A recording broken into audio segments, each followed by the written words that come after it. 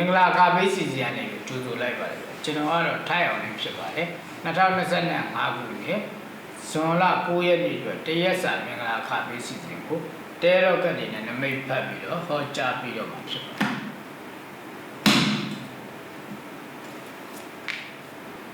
ဒီလိုနေမျိုးမှာတော့စာချုပ်စာတမ်းတွေမှာလက်မှတ်ထိုးရတာတွေကြုံရတတ်မယ်တေချာဖတ်ရှုပြီးတော့မှထိုးအောင်မှာဖြစ်တယ်တွားတဲ့ရက်တွေဒါလက်တွေရက်တွေညွှန်ကြားပြဆိုရမှာဆိုမြောက်စုစုကိုတွားခြင်းအဖြစ်လက်လာပါလို့ရှင်မယ်ငွေတွေဝယ်ပဲရှောင်ရှားတဲ့ရက်တွေဒါတွေကတော့အရှိတောင်ရက်ကိုတွားခြင်းတော့လုံးဝရှောင်ကျင်တဲ့နေ့တစ်နေ့ဖြစ်ပါတယ်လက်ကြီးကလာတကူညွှန်ကြားပြဆိုရမှာဆိုတာအပြာရောင်ပါသောဝတ်စားတွေများဝတ်ဆင်ပေးရမယ်ထီဝါနာပါလို့ထိုးခြင်းတယ်ဆိုတော့1331တွဲလိုက်စတဲ့ထီကိုထိုးပါဗုဒ္ဓဘာသာကိုကိုတဲ့သူတွေတိတ်တက်ပြီးတမျိုးကိုညွှန်ကြားပြဆိုရမယ်ဆိုရင်တော့လောကဝိတုအောင်ပြီးဆိုရင်တနေ့ကိုဒီလေးပဲစိတ်ပါဒီလိုနေမျိုးမှာမွေးဖွားတဲ့နေ့နဲ့သားသမီးတွေက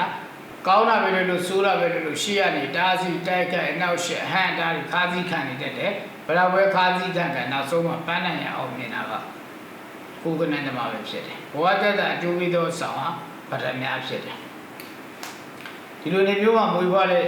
ဒီလိုနေမျိုးမှာမိမိတို့အတွက်အရေးကြီးတဲ့လုပ်ငန်းဆောင်တာတွေရှိခဲ့မယ်ဆိုရင်တော့မြတ်စွာဘုရားရှင်ကိုရောမြတ်ကြီးကို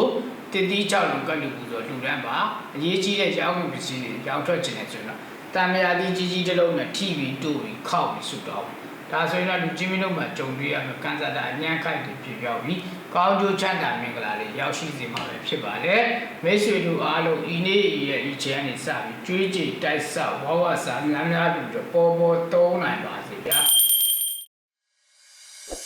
ကျမတို့ရဲ့နေလား channel ကို like subscribe လုပ်ဖို့မမေ့ပါနဲ့နော်